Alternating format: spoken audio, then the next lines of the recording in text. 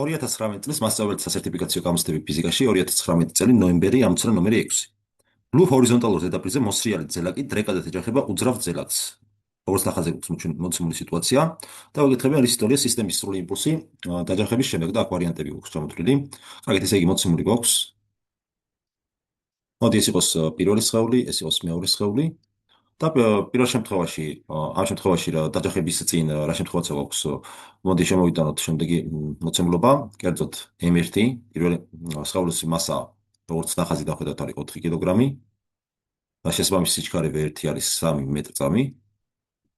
მეორე სხეულის მასა არის M2 უდრის M-ს და რადგანაც გითხრეს, რომ ეს მოსრიალი ძელაკი უძრავ ძელაკს ეჯახებაო, შესაბამისად V2 ტოლი არის 0-ის, ხოლო მეორე შემთხვევაში დაჯახების შემდეგ მასები რა თქმა უნდა არ შეიცვლილა, ხოლო სიჩქარეები შეგვეცვალა, როგორც ხედავთ, კერძოდ V1' გახდა 1 მეტრწამის ტოლი, ხოლო V2' ტოლი არის V ტოლის.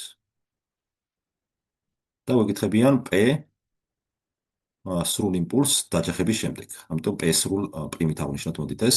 ეხლა ამ შემთხვევაში შეგვიძლია გამოვიყენოთ იმპულსის შენახვის კანონი, რომელიც გვეუბნება, რომ სრული იმპულსი დაჯახებამდე ტოლი არის სრული იმპულსის დაჯახების შემდეგ.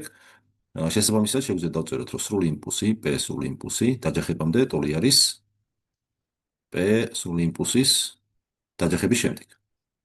აქედან შეგვიძლია დავწეროთ, ახლა აქედან ჩვენ შეგვიძლია დავწეროთ, რომ P სრული იმპულსი დაჯახების შემდეგ ტოლი არის P სრულის დაჯახებამდე. დაჯახებამდე პირველი სხეულის იმპულსი იქნება M1 V-ს დამატებული მეორე სხეულის იმპულსი M2 V2 და მოცემულობით M1 4 კილოგრამია, 4 შეგვიძლია გავამრავლოთ მის სიჩქარეზე V1-ზე, რომელიც 3 მეტრწამი არის. ამას დამატებული M2 არის M-ის ტოლი, ეს გამრავლებული მის სიჩქარეზე, რომელიც ამ შემთხვევაში უძრავ მდგომარეობაში არის, შესაბამისად ეს გამრავლდება 0-ზე. აგვიქნებ 0 და შესაბამისად მივიღეთ 4 × 3 12 კილოგრამ გამრავლებული მეტრწამზე. ანუ საბოლოოდ რო დავწეროთ, P სრული იმპულსი დაჯახების შემდეგ ტოლი ყოფილა 12 კილოგრამი გამრავლებული მეტრწამზე.